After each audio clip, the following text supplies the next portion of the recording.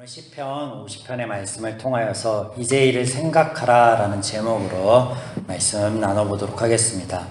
오늘 시편 50편의 시는 아삽의 시입니다.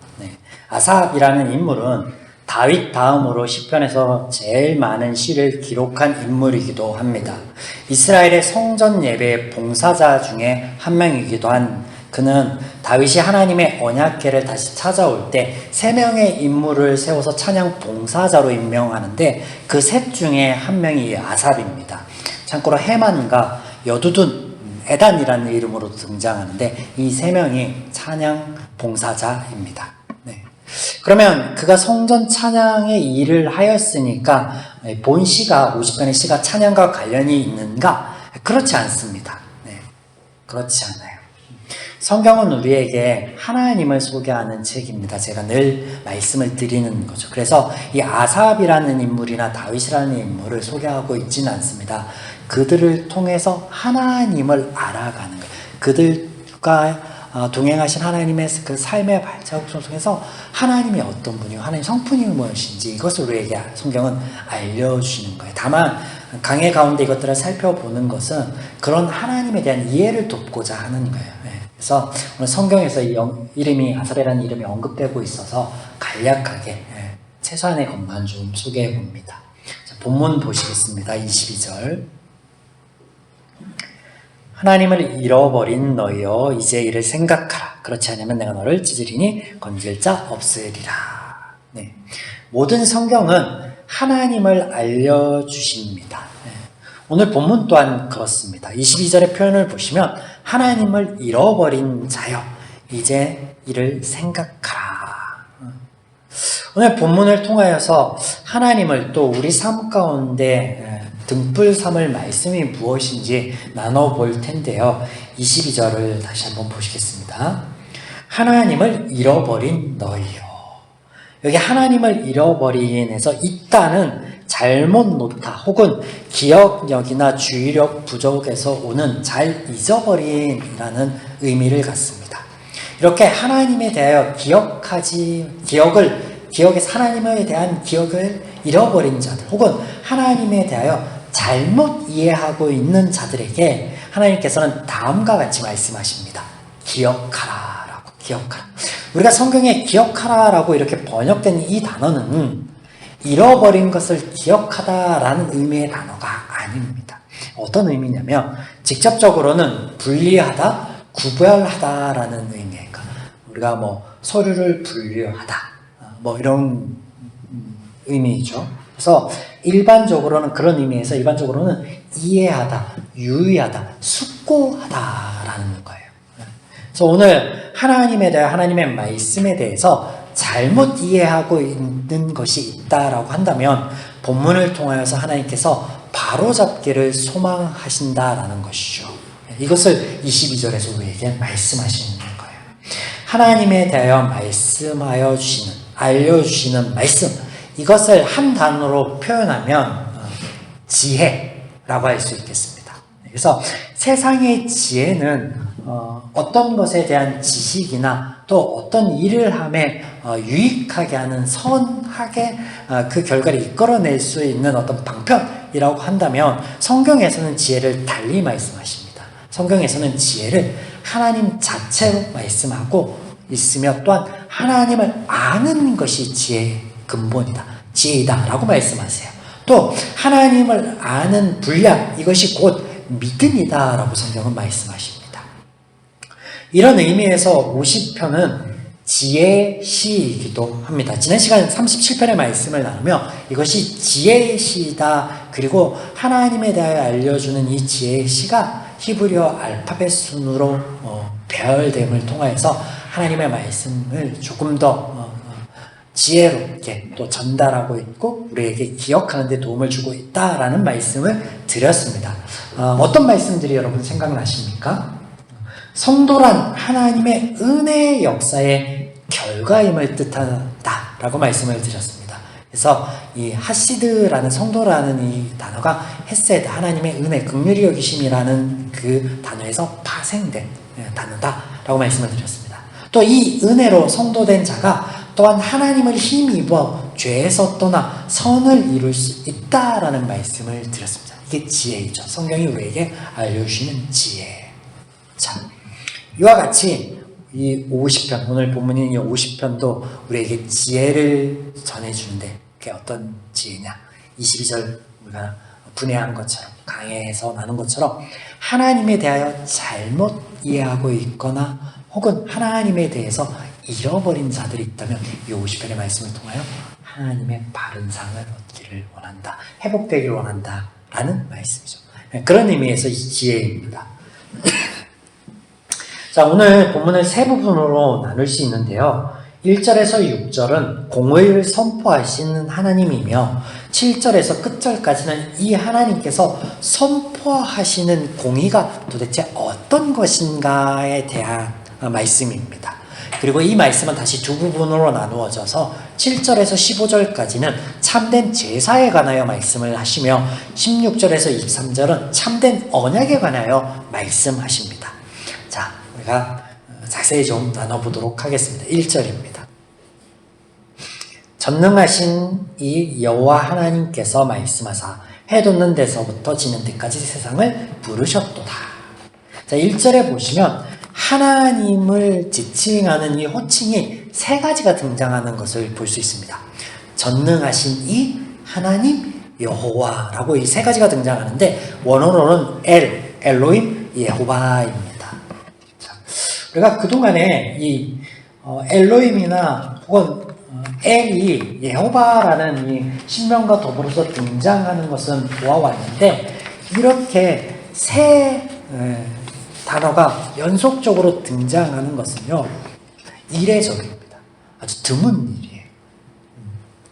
이 세 용어를, 이 세 단어를 좀 설명을 드리자면 엘은 위대한, 힘이 센, 능력이라는 뜻으로 영어의 mighty입니다.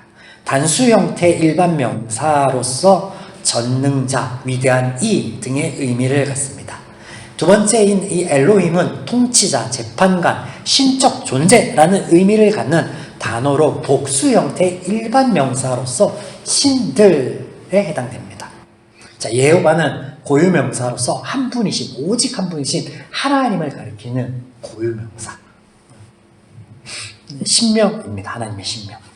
자, 앞서 말씀드렸듯이 성경 안에 이 단어들을 구분함으로 우리는 그동안 죄인의 고백의 한계와 하나님의 역사하심에 대한 이해의 폭을 넓혀왔습니다. 아무튼 그동안에 이 엘로힘과 예호바가 같이 사용된 적은 있으나 엘이나 예호바가 같이 사용된 적은 있으나 본문에서 이렇게 세 번이 동시에 나온 것은 이례적입니다. 드문 거예요. 그러면 이것이 의미하는 것이 무엇인가?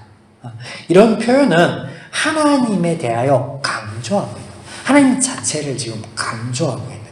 창조로부터 시작하여 하나님의 모든 행사를 강조하시며 또 그 하나님의 역사하심의 대상이 되는 인간의 모든 생에 동행하셨던 그 하나님에 대해서도 강조를 하고 있는 거예요. 때문에 다음과 같은 동일한 표현이 등장하는데 해 돋는 데서부터 지는 데까지. 자, 우리가 잘 아는 동일한 표현으로는 어떤 것들이 있습니까? 알파와 오메가 되시는 하나님, 처음과 끝이 되시는 하나님. 여기서 그런 하나님을 강조하고 있습니다. 오늘 본문의 말씀은 이 하나님에 대하여 또 하나님과 인간관계 안에 있는 이 핵심이 되는 것, 근원과 근본에 대하여 말씀하여 주십니다. 자, 지속 1절을 조금 더 보겠습니다. 말씀하사 부르셨도다.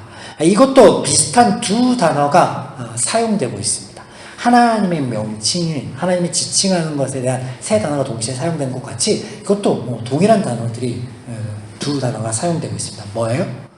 강조의 의미가 있는 거예요. 강조.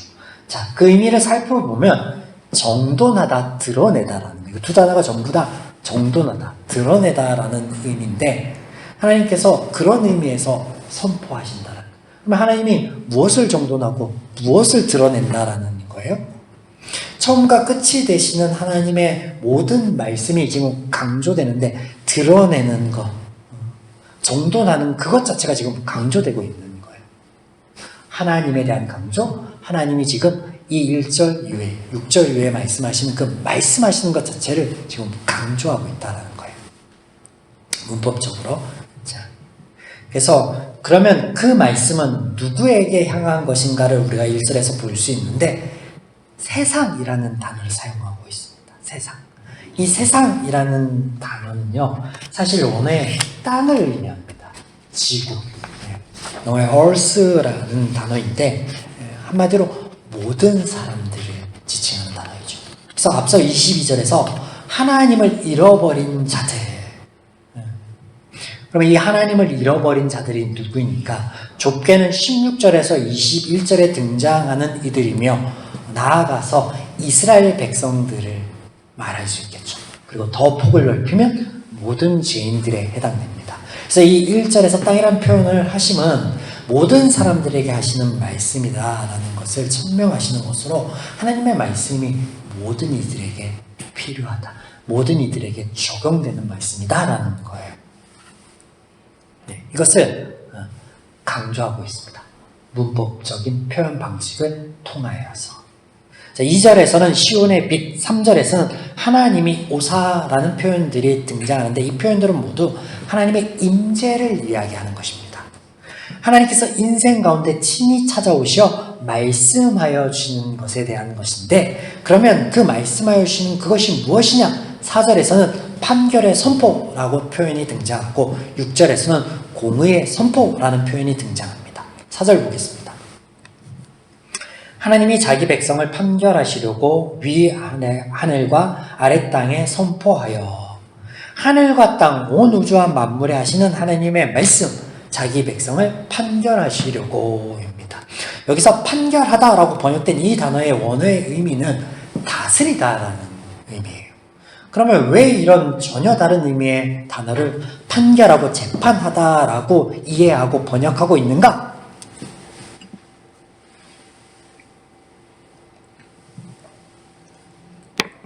쉽게 접근해 보겠습니다. 하나님께서 모든 사람을 죄인이라 하였습니다. 죄인을 심판하고 판결하면 그 결과는 너무나 뻔합니다.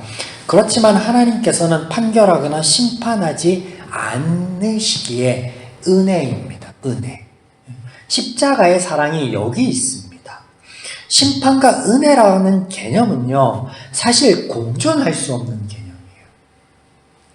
이것을 관가하기 때문에, 이것을 하나님의 말씀처럼 22절의 말씀처럼 이 단순한 이치를 분별하지 않기 때문에 이런 결과가, 이런 왜곡이 발생되어진다 하는 것을 말씀드립니다. 이것을 바로잡기 위하여 하나님께서 두 가지를 본문 가운데 말씀하시는 거예요. 직접적으로 말씀하시는데 그것이 무엇이냐면 참된 제사, 참된 언약입니다. 조금 후에 살펴보고요. 하나님께서 다스리는 자들, 부리시는 자들, 1절에서 살펴본 것처럼 이스라엘을 넘어 모든 사람들인데 그들을 하나님께서 주장하시며 다스리신다라고 말씀하시는 거예요. 이스라엘만이 하나님의 백성이다, 언약의 백성이다 이해하고 있는 것은 죄인이었던 이스라엘이 가졌던 편협한 사고입니다. 우리는 이 사고를 내려놔야 돼요.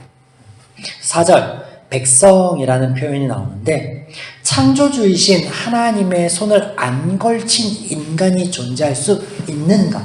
근원적인 질문을 드리면 없어요. 그런 사람은 있을 수가 없습니다. 하나님의 통치하심, 다스리심을 벗어날 존재는 애초에 없는 거예요.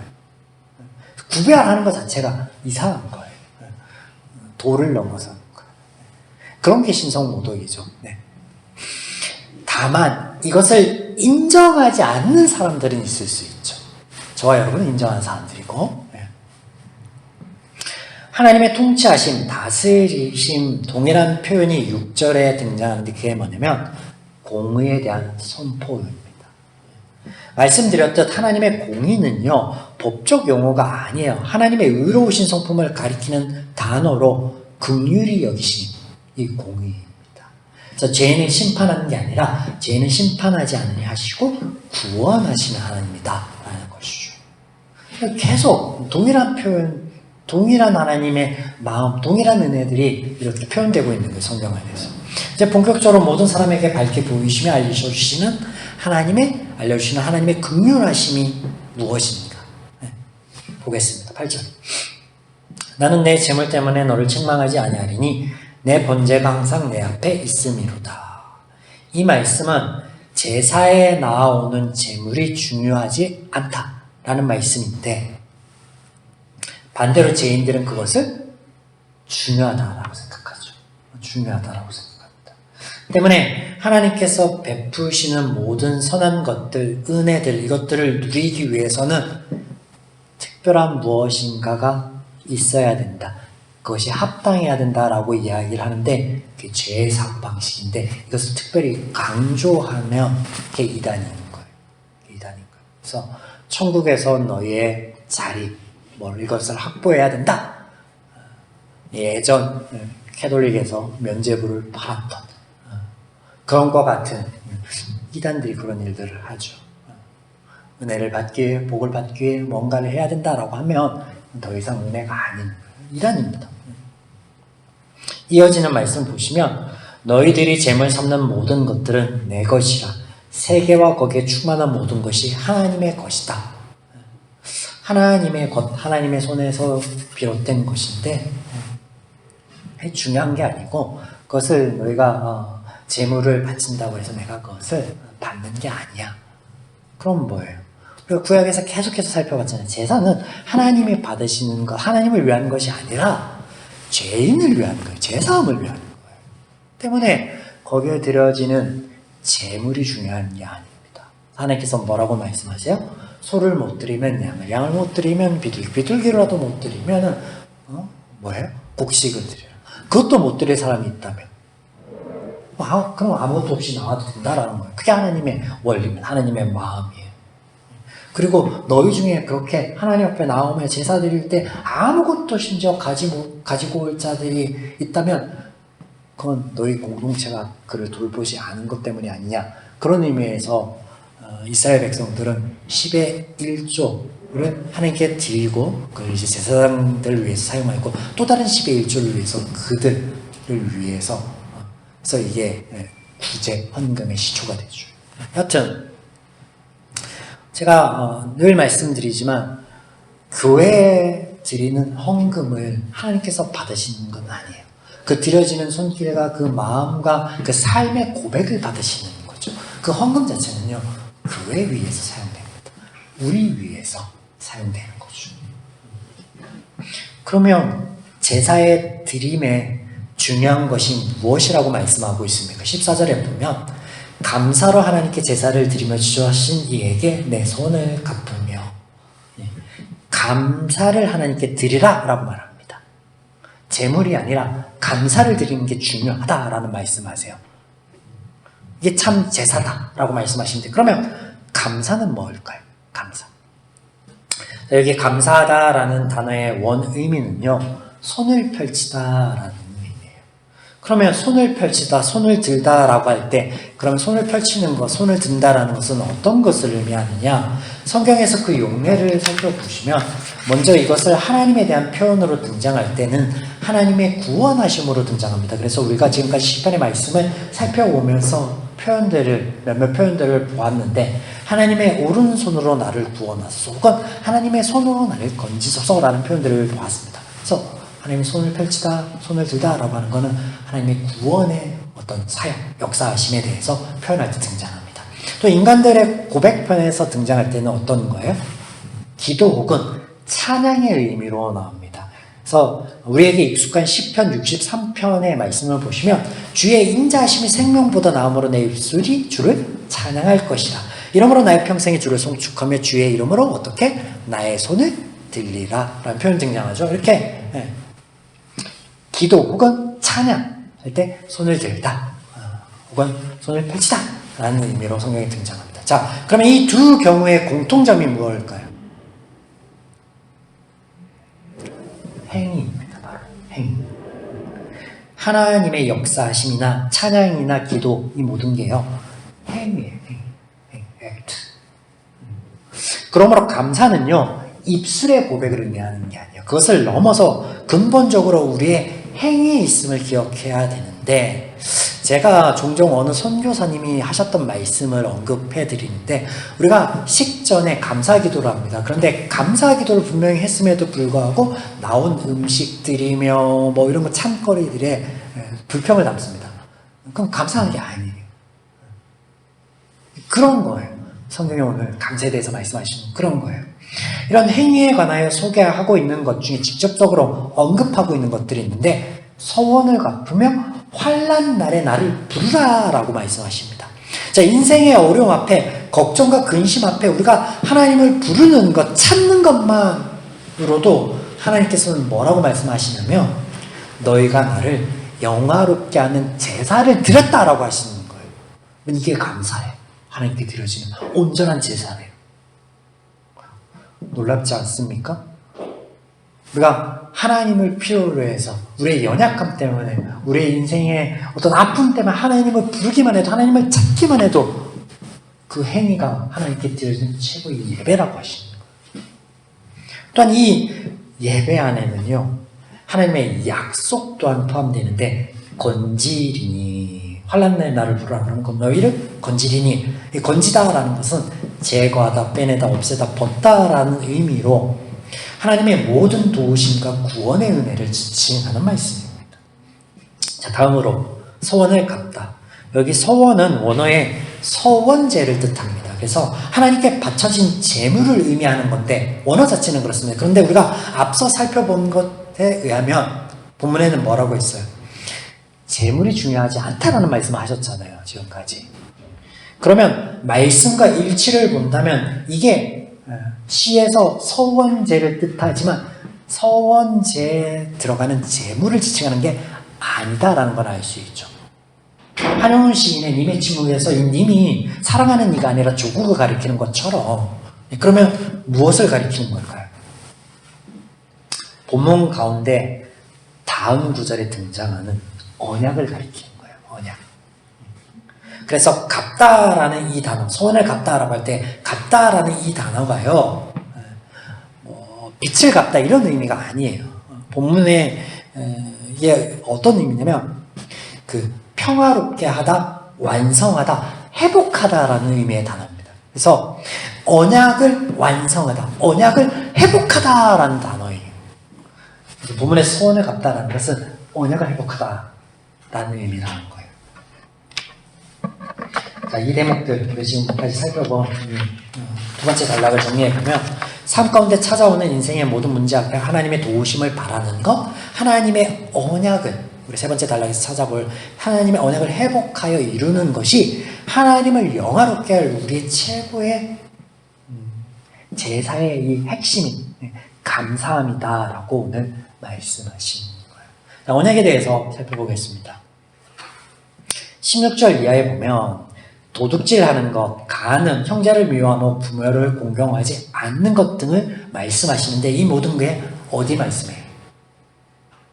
십계명 말씀이잖아요. 십계명.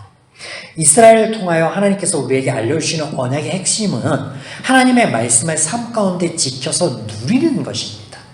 처음 이스라엘 백성들이 이집트에서 나와 시내산에서 하나님의 말씀처럼, 시내산에서 하나님의 말씀처럼 모든 사람이 하나님으로부터 등을 돌리고 따르지 않을 때 스스로 하나님의 말씀을 듣고 따르겠다라고 약속할 때 하나님께서 이 십계명의 말씀을 그들에게 주셨거든요.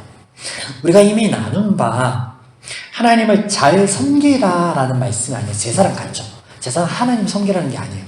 우리의 삶 가운데 문제가 발생해서 하나님을 의지하라는 거예요. 그게 제사의 핵심이라고. 그게 하나님을 영화롭게 할 감사라고 말씀하셨잖아요. 언약도 마찬가지. 이걸 지킴으로 인한 하나님을 영화롭게 하고, 하나님께 뭔가 우리가 막 그 찬양의 고백을 드리고 막 이런 의미가 아니에요. 그럼 뭐예요?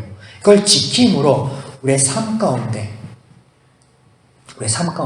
은혜를 누리는 것인데, 하나님과 나의 관계, 또 이웃과 나의 관계에 대한 말씀이에요. 그 관계를, 하나님의 말씀을 지킴으로 화평케 하는 것, 더불어 누리는 것, 그것을 말씀하십니다. 언약의 핵심은 이것입니다.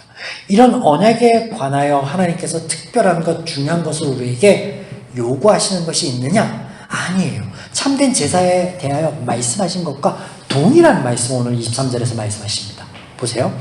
감사로 제사를 드리는 자가 나를 영화롭게 하나니 그의 행위를 옳게 하는 자에게 내가 하나님의 구원을 보이리라. 동일한 말씀하십니다. 감사로 제사를 드린다. 앞서 살펴본 것 같이 행위입니다. 행위. 그래서 여기 행위를 옳게 하는 자가 이 직접적인 행위에 대해서 말씀하시는 것인데, 행위라고 번역된 이 단어는요, 시편 강해를 통해서 우리가 살펴봐 이미 아는 단어인데 데레크입니다. 길에 대해서 히브리 언어에서 사용되는 두 단어 중에 하나는 이 데레크인데 뭐예요? 행동 양식, 삶의 태도, 삶의 방식을 의미하는 거예요. 그래서 옳게 한다라는 말은 두다 예비하다라는 의미의 단어로 여러 뜻 중에 본문에서 성립이 되는 뜻을 말씀을 드리면, 적용해 볼 그 뜻을 말씀드리면 설립하다, 만들다라고 적용하면 좋습니다. 그래서 하나님의 말씀, 그 언약의 말씀을 우리의 삶 가운데, 삶의 방식, 행동, 태도 가운데 만들어가는 거예요. 지켜감으로 이루어가는 거예요. 그것을 말씀하시는 거예요. 삶의 태도 방식을 새롭게 해라, 세워가라 라는 말씀이라는 거죠. 무엇으로? 하나님의 말씀으로, 언약으로. 본문 가운데서는 이스라엘 백성들의 이야기를 통해서 하나님의 언약의 말씀을 들었고, 또 동행함의 은혜, 특별히 구원의 은혜가 있었으나 하나님에 대하여, 말씀에 대하여 잊고 떠났던 그 삶의 자리를 새롭게 하고 세워갈 것에 대해서 말씀하십니다.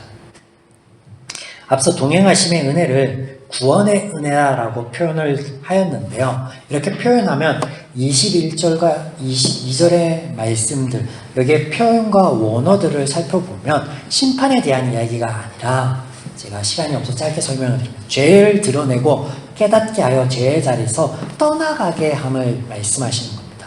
그런 의미에서. 사랑하는 여러분, 오늘 이 하나님의 말씀을 통해 깨닫는 것은 우리가 하나님을 높이고 영화롭게 할 최선의 예배는 하나님의 은혜를 누리는 거예요. 누리는 거예요. 말씀대로 살아가며 하나님께서 약속하여 주신 언약을 통해서 그 자유와 평안을 하나님과의 관계 안에서도, 이웃의 관계 안에서도 우리가 드러내며 누리는 거예요. 하나님은 하나님에 대해서, 또 하나님과 나의 관계에 대해서 원천적인 것을 소개하는 이 말씀, 50편의 말씀을 통해서 우리에게 무엇을 요구하세요? 아무것도 요구하는 게 없어요. 우리의 삶은 하나님의 은혜를 누림으로, 그 말씀으로 그 은혜들을 더욱더 풍성하게 누림으로 그것을 촉하다, 그것을 내가 바란다, 그것을 내가 원한다, 그것을 위해 너희와 통행한다 라고 말씀하심으로 하나님이 어떤 분인가에 대해서 말씀해 주시고, 하나님과의 관계가 찬양의 대상으로서, 제사와 경배의 대상으로서, 그 관계로서, 피조물로서 우리를 소개하고 있지 않습니다.